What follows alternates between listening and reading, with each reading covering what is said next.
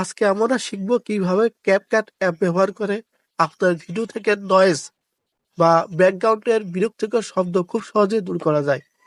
যদি আপনি content creator হন বা মোবাইলে ভিডিও এডিট করেন, তাহলে এই টিপসটি আপনার জন্য অনেক উপকারী হবে।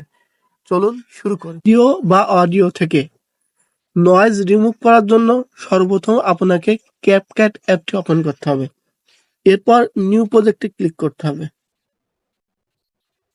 এবং আপনি যে ভিডিওটির নয়েজ রিমুভ করতে চান গ্যালারি থেকে, সেই ভিডিওটি সিলেক্ট করতে হবে। আজকে আমরা এরপর শিখব কিভাবে অ্যাড অপশনে ক্যাপকাট ক্লিক করতে হবে।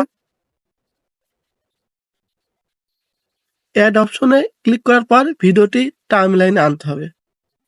এখন সর্বপ্রথম এই ভিডিওটির ভলিউমটাকে বাড়িয়ে নিতে হবে, এতে ভিডিওর সাউন্ড কোয়ালিটি আরো ভালো হবে এবং ভয়েসটাও ক্লিয়ার হবে। তো আজকে আমরা শিখব কিভাবে ক্যাপকাট অ্যাপ ব্যবহার করে এবার আপনার ভিডিও থেকে নয়েজ বা ব্যাকগ্রাউন্ডের বিরক্তিকর শব্দ খুব সহজেই দূর করা যায়। যদি আপনি কন্টেন্ট ক্রিয়েটর হন বা মোবাইলে ভিডিও এডিট করেন, তাহলে এই টিপসটি আপনার জন্য অনেক উপকারী হবে। চলুন শুরু করি। তো আপনারা তো দেখলেন যে আমার ভিডিওর মাঝে অনেক নয়েজ রয়েছে।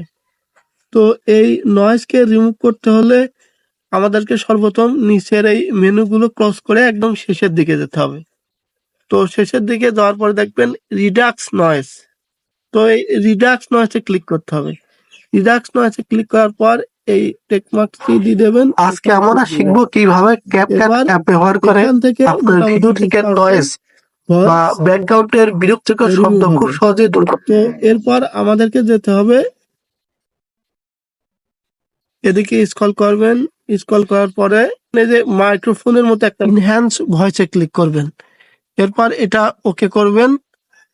এবার 100% হওয়ার পরে ভিডিওটির নয়েজ রিমুভ হয়ে যাবে। 100% কমপ্লিট। এবার আরো ভালো ক্লিয়ার করতে হলে এখানে এইটা আরো এইদিকে এগিয়ে দিবেন।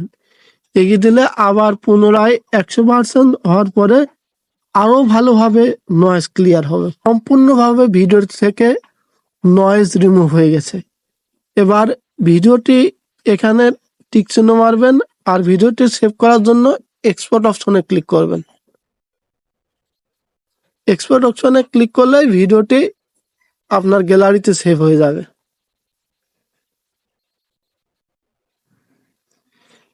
এই তো সেভ শেষ। এবার ওকে ডান দিবেন।